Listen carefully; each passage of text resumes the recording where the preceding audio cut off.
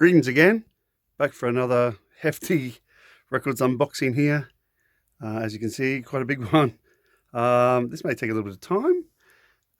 This one is actually from HMV Japan, but I have bought from them before, but last time it was from Discogs. So I ended up paying GST and dearer prices. So I went on their HMV website after much working out of how that worked. Found out that their prices were cheaper on their site. They were obviously more expensive on Discogs to compensate for the fees they have to pay Discogs. Also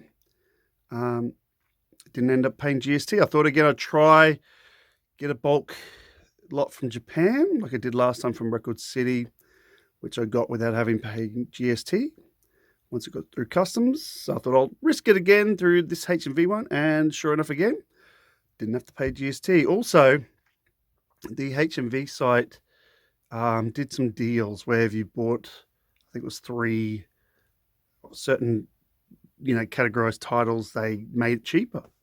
So because I ordered a lot more than 3, I just kept getting a lot of secondhand ones, a bit cheaper and a bit cheaper and a bit cheaper, so it really worked out. The postage thing is tricky though. They calculate after you make the order. That was a little bit of a learning curve, but I won't go into that. All in all, heaps in here. Let's get started. I have not opened it, so I'll try to do this. Oh, by the way, before I do it, you might have noticed that that's a little bit of concern, but it is quite deep, but I've got a feeling it hasn't really done any damage, but looks like the box has done its job. Okay. Anyway, let's crack on in. I'm just going to try to do this with a bit of care because I have no idea how they've packed this one. Last time I got from HMV Discogs, it was done well. So I have no doubt this is being packed well. It is a bit of a odd size box. It looks more rectangular than square, but I might be wrong.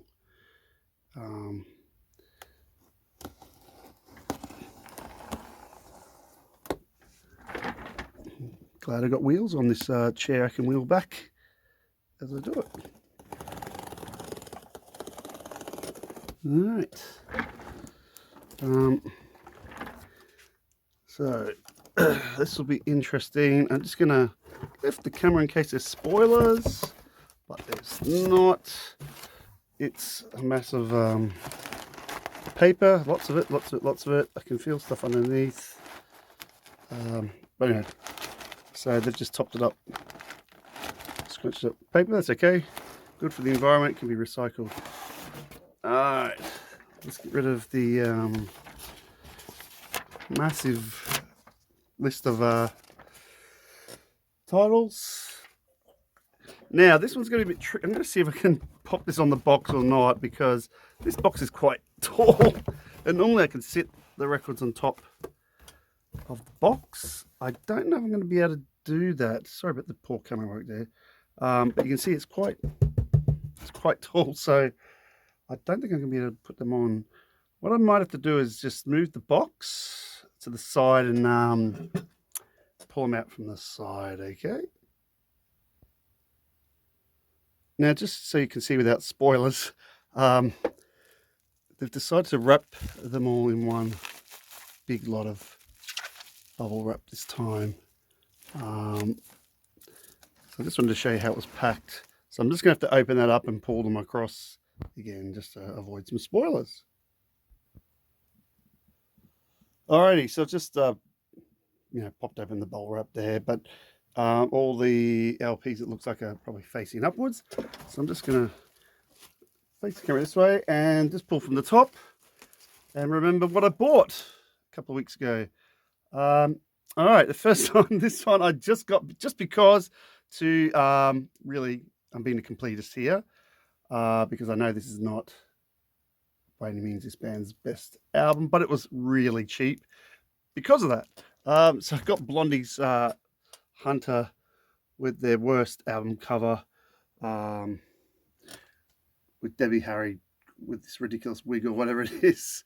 Which is a real shame because, you know, Deborah Harry, you know. But anyway, I just got it because, yeah, it was cheap. With the posts, it's cheap. Just to finish. Yeah, the run. I've got all the albums before this one. So this completes their late 70s, early 80s classic run. But look, again, it's in really, really good condition. It looks like, and it was, trust me, really cheap. You know, it was probably about $10 all up. I don't know, something ridiculous. The next one is more interesting. I've almost bought this reissued on rarewaves.uk. But again, I got it pretty good damn price, especially for John Coltrane. Impressions. You can see that they've left the price on this one, so that's interesting. The last time they took their prices off, did they leave it? No, they took the Debbie Harry one off, maybe because it's uber cheap. So yeah, and then I got it cheaper again because I had a bundled price. So just keep that in mind when if you see any prices. I got it cheap before conversion. But yeah, John Coltrane's Impressions, and it feels like a nice gatefold. It feels nice and hefty in there on impulse, which is really lovely too. Nice to get some more 60s impulse jazz, especially some John Coltrane. That one's recorded in 1963. So it's legit stuff from Coltrane. All right, we'll kick on. Next one, this one again, not the best album, but again, just more to, I'm not going to be complete, but more of a 70s, getting more of the 70s stuff from Houston Person, great saxophonist. Houston Person, 75, so you can tell when that's from. I paid a little bit for it. It's on Westbound, cut corner, but with a bit of writing. Thanks for telling me which albums to really, which tracks to really listen to. Look, they'll be serviceable. You know, like I've listened to it on YouTube. It's okay. It's pretty good. But I really like my Houston Person stuff. I got a fair bit of his now. Next one, this should be interesting. From a band I really dig, Jazz Crusaders Freedom Sound, and it's their first LP. Damn, look at that price. And then I got some discount. So, you know, that plus a bit of post for their first album. It's early 60s, like 61 or 2 or something like that, I'm pretty sure. But this is a Japanese reissue. It looks pretty nice to me. Just a bit of foxing, which is typical Japanese stuff. The foxing, but I don't care about that. They're saying it's excellent minus condition, so yeah, it should be right. Next one I've had on my list for a while. Not totally need, but still nice to have. I love my Charles Erland stuff. This is a bit of a later one, front burner from the 80s. I think it's the late 80s. Again, the price was decent. So I didn't pay a whole heap for this. US original, excellent minus for the vinyl, excellent for the cover. As you can see, the cover does look excellent. I think it's about 1988 or something like that. I might be wrong. That's gonna. Oh, there we go. Oh, yep, there we go. Recorded in 88, so it was probably released 88, maybe 89. So it is later stuff. Probably return to older school jazz, but I don't mind. Love my Charles Erland. All right. I actually forgot I got that.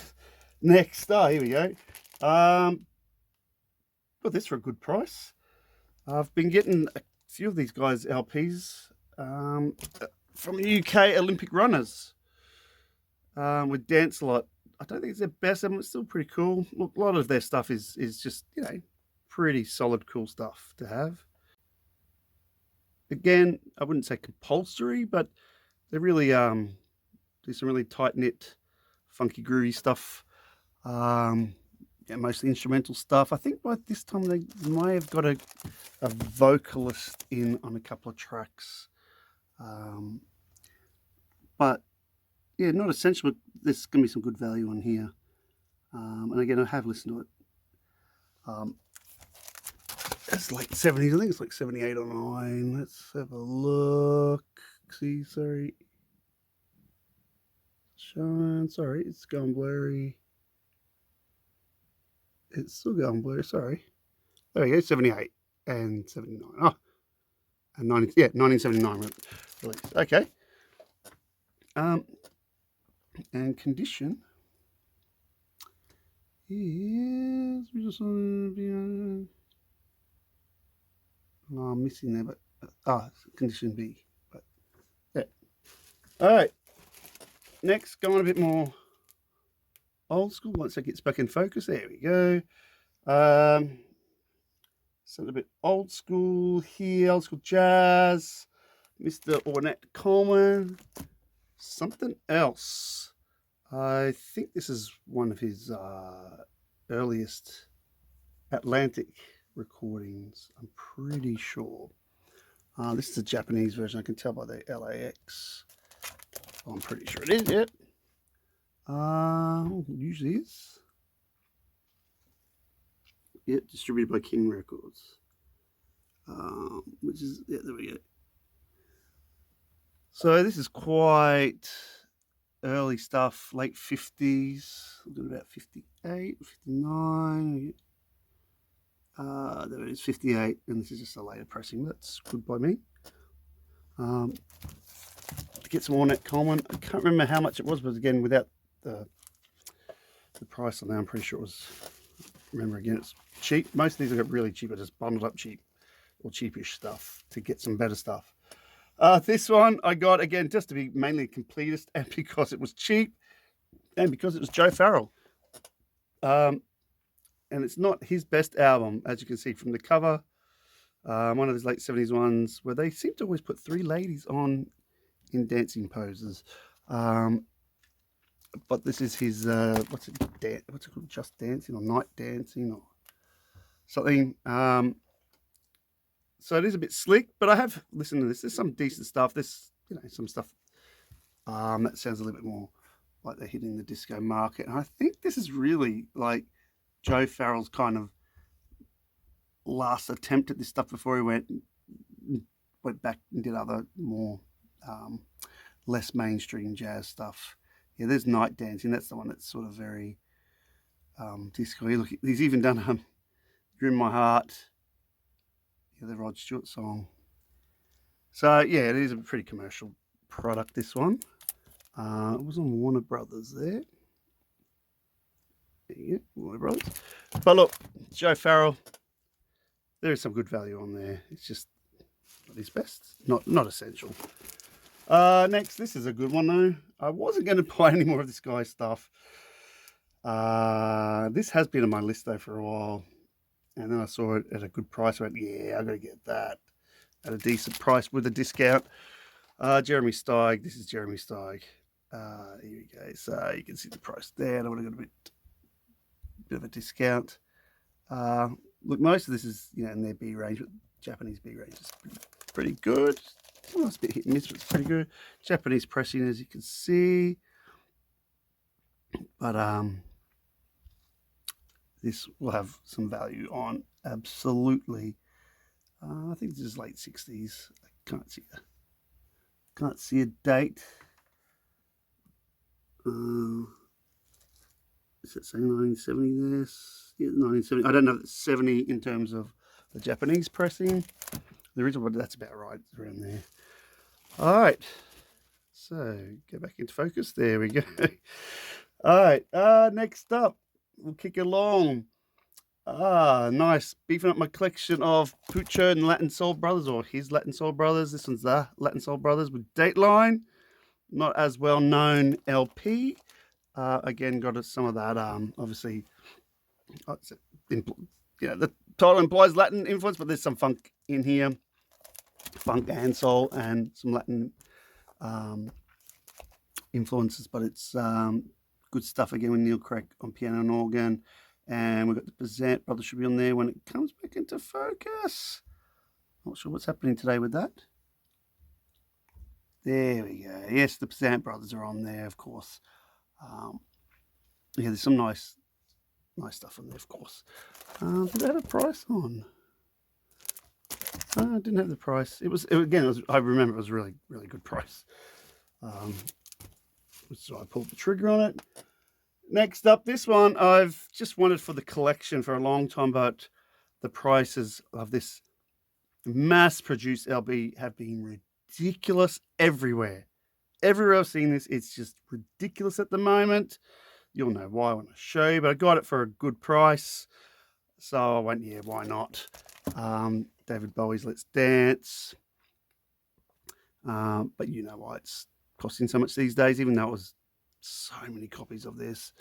And yeah, it's like probably a very good plus sort of condition, I think. Oh, there we go, excellent minus. But again, to get it at that price, plus a bit of post, is actually really good these days. I've not seen it that good for such a long time. Even if it is a Japanese pressing, I don't care. Probably means it's being really well looked after. But yeah, nice to sort of get that in the collection. What's that, 983 or something like that, isn't it?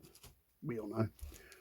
Next, now this is one of the main ones I've sort of bundled around. I try to, as you know, pick some really good ones and then bundle around with some cheaper ones. This is one of those really good ones I wanted. Charles Kennard, Reeling with the Feeling. I got a track on a compilation of this. I got one or two of his other ones. I'm still after lots of his other albums. You see, I paid a little bit more for this, but again, nothing too extraordinary. And again, got a bit of discount. Great organ, soul, jazz from the late 60s on Prestige, which I'm a loving. Always reliable in my books. This is a reissue. You can see it, 1969 there. But I'm okay with being reissued because it probably sound great. Next, you get a lot of this fella stuff.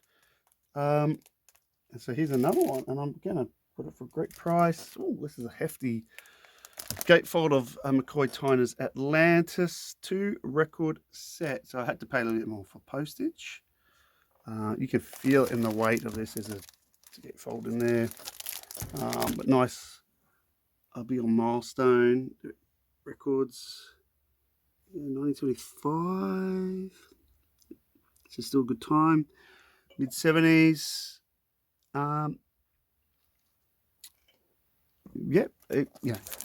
His stuff's great. And I think this might be a US pressing. It's hard to see. I don't see any Japanese indications on there. That's nice to have. Really beefing up my McCoy Tyner, particularly early 70s run stuff. I also got a bit of late. But, got it for a great price. Next, this is nice to have again. Got this at a really good price. Love me some Art Blakey and Jazz Messengers. This one's the one on Impulse from the early 60s. Good album here. Again, I can't remember the exact price. I don't know what it says down here.